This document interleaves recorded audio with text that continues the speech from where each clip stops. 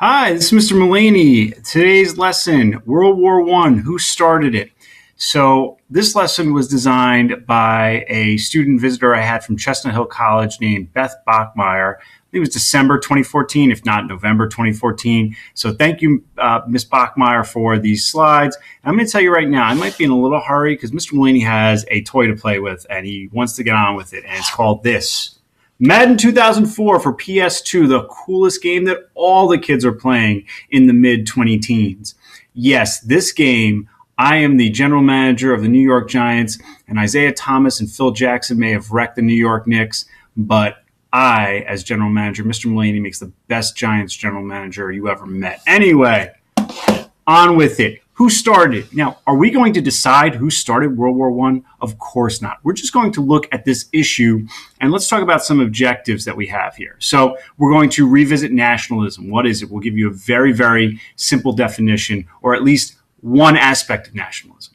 How did European alliances work together prior to World War I? How did Britain get involved in World War I? Because I don't know about you, but Austria, Serbia, those two countries are pretty far away from Great Britain, and somehow Great Britain gets drawn into what really started as a fight between Austria and Serbia. And which country should be blamed for the start of World War I and why? There is no right or wrong answer. You can build a case about a number of countries. It's an opinion question.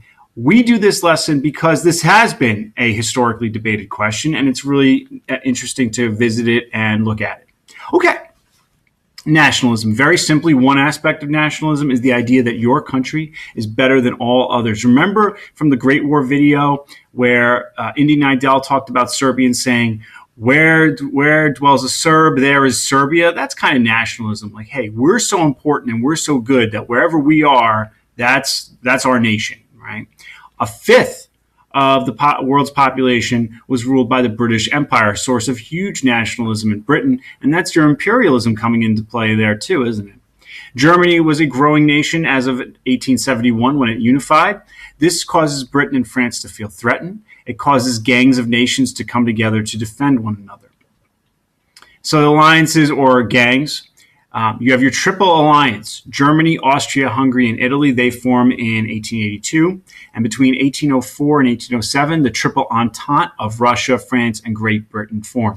If you're ever stuck, who's in which pre-war alliance? Think of it this way. The Triple Entente, what kind of word is Entente? It's French. So, okay, France was in there. Who was France's big rival? Germany. So Germany's in the opposite. They're in the Triple Alliance. Who else was concerned about Germany? Russia was, and Great Britain was. They must be the partners in the Triple Entente. And then Germany's in the Triple Alliance. Who else speaks German? Austria, Hungary, and then Italy. You just have to remember, especially because they'll switch sides once the war actually is going. Actually, they'll start off neutral, and then they'll join these three. So this is a map of those pre-World War I alliances. So you have your Triple Alliance of Germany, Austria, Hungary, and Italy. Later in the war, they'll become the Central Powers, minus Italy. You have Germany, Austria, Hungary, and then over there is the Ottoman Empire. What that means is, and you think of them as central because they're right between France and Russia, so that's why they become the Central Powers. And your Triple Entente of France, England, Russia. Now, if you're Germany and you're Austria, look at these countries, especially Germany. France and Russia are allying, and they're on either side of you. So wouldn't that make you a little bit trigger happy at that point? If you're Austria, you got Russia right there, and they're allying with France and Great Britain as well. So again, you might be a little quick to go with the military solution.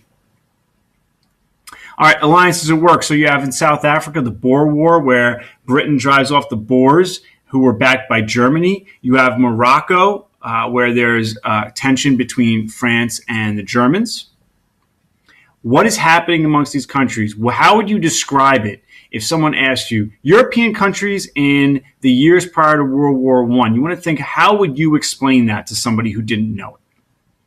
All right, trigger to war, Sarajevo, June 1914. Franz Ferdinand and Princess Sophie assassinated by Gavrilo Princip. He was a Serbian nationalist. He wanted the Austrian-Hungarian Empire out of Bosnia. All right, let's talk about the Schlieffen Plan. That was the plan that the Germans used to, and now we're getting into how does Britain get into this war. So Germany had a plan to get through to France, knock France out of it, and then fight the behemoth Russia. They didn't want a two-front simultaneous war. They wanted to avoid that as much as possible. They could go through the German-French border, but that's heavily fortified. So instead, they go through Belgium, which is not so fortified. And the idea is that then we'll turn south and we'll hit Paris, the capital, and we'll knock France out of this war before Russia joins.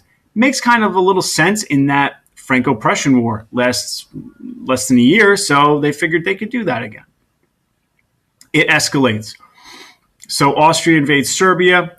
Germany provokes war with Britain with its Schlieffen Plan. The Schlieffen Plan, when they invaded Belgium, maybe it was the best way to get to France, but it brought Great Britain into the fight because Great Britain had a pact with Belgium dating back to 1839. All right, stop and think. Just a little game to play.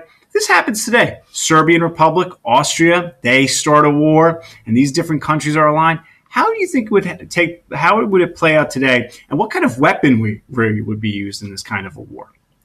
All right, we went here. I can put this link at the bottom. This was a nice BBC link that Ms. Bachmayer found that really gave us a nice British perspective on it, but very, very informative. And that is a British perspective. This is a good thing. We should have more perspectives, so that's good. We watched the Crash Course with John Green. I'll put the link to that there as well. Very well done by John Green, talking about how there are different arguments as far as who caused the war and who really started it. And lastly, you want to think about which country should be blamed for the start of World War I. You want to know the arguments for each of them. Let me give you a hint about at least four, I would say, that you can make a really strong case for. You have Germany, you have Austria-Hungary. You can make an argument about Russia. That was four. Germany, Serbia. Serbia is the fourth. In our class, we're going to learn facts about Serbia, Russia, Austria-Hungary, and Germany, all of which can be used to argue that they are the ones who started World War I. And so that's our lesson recap. Thank you, Ms. Bachmayer, for the slides of World War I. Who started it?